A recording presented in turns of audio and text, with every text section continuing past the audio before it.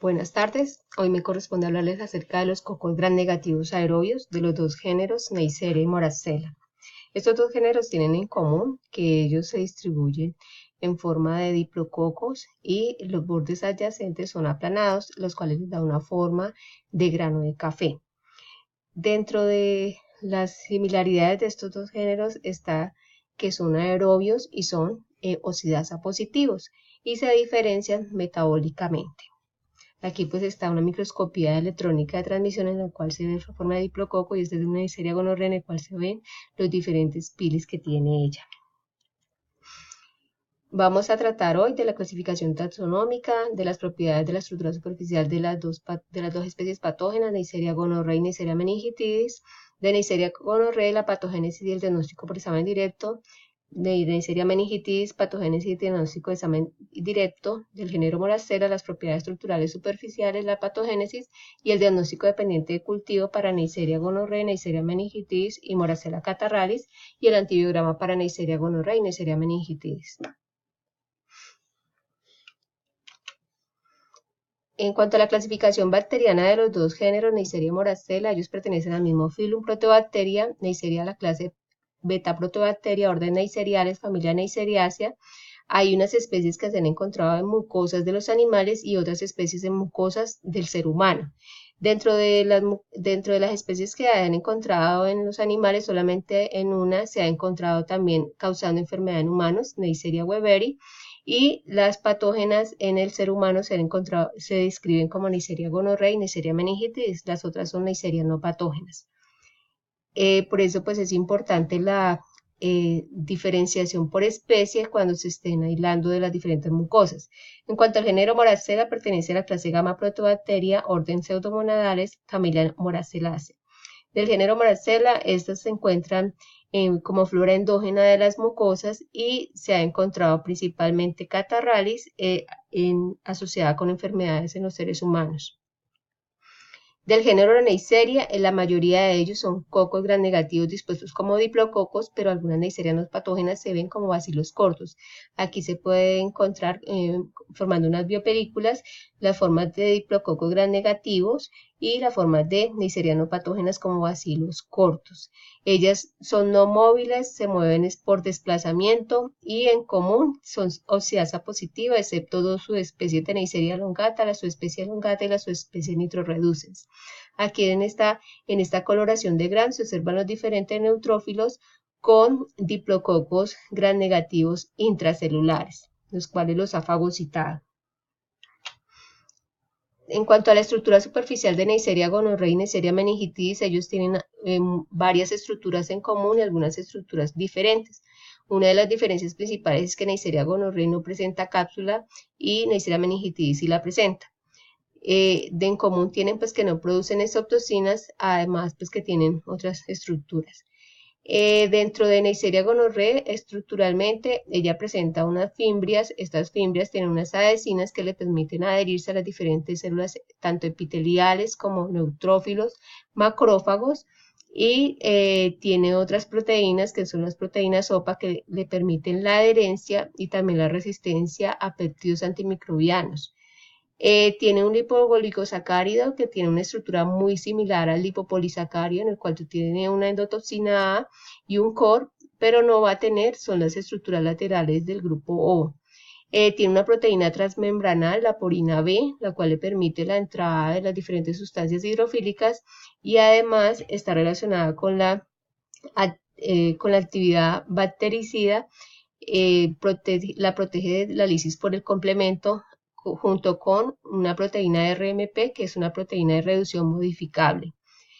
Ella además en su estructura superficial en la membrana externa presenta unas proteínas que son receptoras del hierro, que captan el hierro, no tiene sideróforos, pero tiene unas proteínas receptoras. Estas proteínas se llaman proteínas de unión a lactoferrina o también pueden tener proteínas de unión a transferrina o a hemoglobina. Ellas producen también unas proteasas cuando están en mucosas muy importantes porque son proteasas de la inmunoglobulina A1 y así se pueden establecer dentro de las mucosas. Dentro de la Neisseria, las diferentes especies de Neisseria gonorrhoeae se han descrito como las cepas virulentas, aquellas productoras de proteínas OPA y de fimbrias pili tipo 4. Estas, a su vez, presentan alta diversidad antigénica porque tienen diferencias en sus estructuras, entonces dentro de la misma especie pueden haber diferentes serotipos que estén causando la infección. A su vez, la bacteria tiene una alta capacidad de intercambio genético, ya sea por transformación a través de los fimbrias, captan DNA homólogo o a través de los pilis captan plásmidos conjugativos. Esto le ha permitido que que algunas cepas se vuelvan resistentes a los diferentes antibióticos, ya sea beta-lactámicos, tetraciclinas, incluso ya hay algunas cepas que son resistentes a la acitromicina, que es pues, el antibiótico como de última opción que se está dando.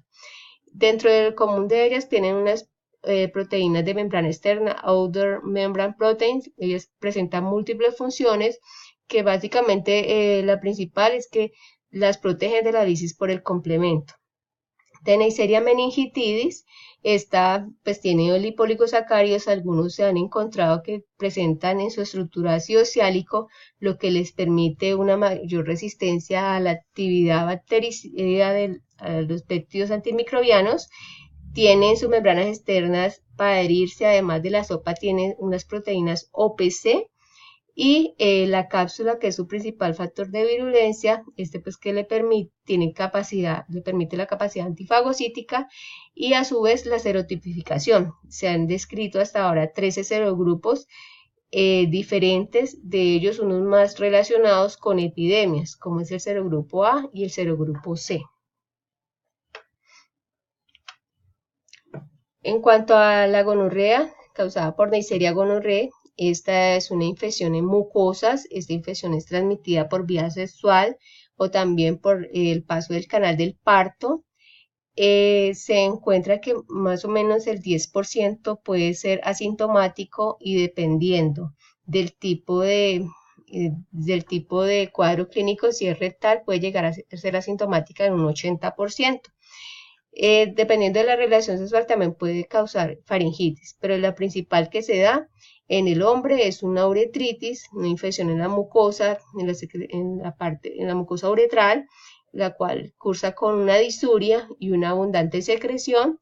Se puede llegar a complicar con una epididimitis. En la mujer se adhiere al epitelio del canal endocervical, produce una cervicitis, y si no llega a tratarse, se puede producir una vulvovaginitis, y si es una secreción crónica, se puede también complicar con una proctitis. Dependiendo del tipo de relación sexual, se puede llegar a dar una conjuntivitis, y esto pues está muy relacionado ya sea por una autoinoculación oculogenital o por la exposición orogenital. A través de la transmisión por el parto en los recién nacidos, el cuadro clínico común es una conjuntivitis en la cual hay una exudación purulenta y se conoce como oftalmia neonatal. ¿Cómo actúa el periodo de incubación? Más o menos de 2 a 5 días. ¿Cómo actúa la Neisseria? Ella se adhiere a las células epiteliales no ciliadas por medio de las fimbrias y las proteínas OPA. Luego provoca la endocitosis en esas células epiteliales, hace una transocitosis hacia la capa subepitelial, la capa submucosa, y se puede llegar a multiplicar dentro de esas vacuolas. Posteriormente, a nivel subepitelial, ella provoca una respuesta inflamatoria, provoca esa descamación de las células epiteliales y provoca unos microabscesos a nivel de la mucosa. También, por medio de como respuesta a los lipoligosacáridos, las células epiteliales adyacentes pierden sus cilios, conocido como una ciliostasis. Si la gonorrea no es tratada, ella puede llegar a diseminarse. La complicación puede producir una artritis séptica o una poliartritis con una dermatitis. Esta dermatitis se encuentra unas lesiones a niveles casi muy conocidas en los miembros inferiores o miembros superiores, como pápulas y pústulas. La complicación en la mujer ya se puede llegar a ascender la bacteria, causar una salpingitis, ir a las tubas ováricas, diseminarse por contigüidad, llegar hasta peritoneo, a la cápsula perihepática, producir una perihepatitis aguda. La complicación principal pues, es una enfermedad pélvica inflamatoria en un 8 al 10%, y si llega a la parte del hígado, la cápsula del hígado, puede causar esa perihepatitis y es conocido como el síndrome de Fish-Hugh-Curtis, el cual por la paratomía se ven como se habla de una apariencia de cuerdas de violín. La enfermedad de que va a depender, además de depender de la virulencia del microorganismo, va a depender de esa respuesta en mucosas. Una vez el microorganismo está en mucosas, hay una respuesta innata, respuesta celular innata por los macrófagos y los neutrófilos. Estos hacen la presentación a las células dendríticas y estas células dendríticas hacen una expansión clonal para dar una respuesta celular y dar una respuesta humoral para combatir el microorganismo. Entonces, depende mucho de esa respuesta humoral y celular dentro de las mucosas, de esos anticuerpos, tanto en mucosa y en suero, de su especificidad y de esa actividad bactericida. De la respuesta celular, tanto la respuesta TH1 como los polimorfonucleares como los macrófagos. A nivel de la invasión de mucosas, entonces de los receptores, está muy relacionado con un receptor que es el CR3, también el CECAMS en algunos receptores de mucosas y el ASGPR. Y a nivel de las células de la respuesta inmune, las TLR, las PRR y las leptinas.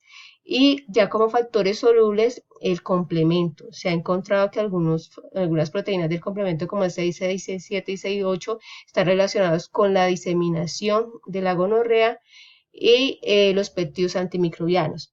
Otro punto importante son la etapa del ciclo menstrual.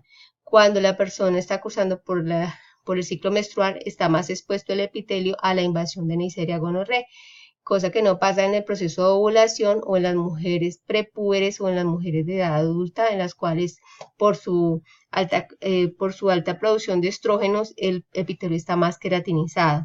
Otra de las protecciones es la microbiota vaginal. Si hay lactobacillus, si hay presencia de lactobacillus, estos impiden la adhesión de la Neisseria, muy relacionado con la producción de peróxido de hidrógeno, pero si se ha cambiado esa microbiota hacia flora anaerobia o se está cursando con una vaginosis, esto favorece que se establezca la Neisseria gonorrea. A nivel de toma y transporte de muestras, es muy importante el transporte, los escobillones que no sean de algodón, porque los ácidos grasos causan la destrucción del microorganismo. Tienen que ser escobillones de dacron o rayón. El medio de transporte, el EIMIS, idealmente en 6 horas, por máximo 24 horas. No se debe refrigerar. La muestra debe transportarse a temperatura ambiente. ¿Dónde ya se encuentra principalmente en las mujeres? En el cuello del útero, entonces allí en endometrio, desde allí se debe tomar la muestra con la ayuda de un espéculo, y en los hombres a nivel de la uretra masculina con un asa o con un escobillón delgadito. El examen directo se puede hacer PCR, ELISA, que tiene la misma sensibilidad del GRAN, y por GRAN o inmunofluorescencia directa. Por el GRAN, la sensibilidad es diferente, si es por endocervix un 51% y de uretra masculina un 89%, la especificidad de un 90%. Se van a ver las formas de diplococos GRAN negativos. En endocervix se disminuye la sensibilidad porque hay microbiota con esa misma morfología, pero ya en un hombre se puede ya casi estar diagnosticando la gonorrea con una coloración de GRAN.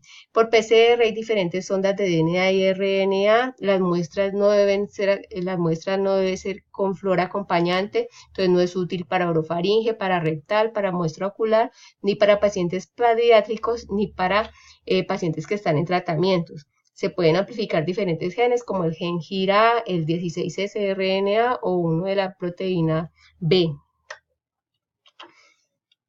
Y gracias.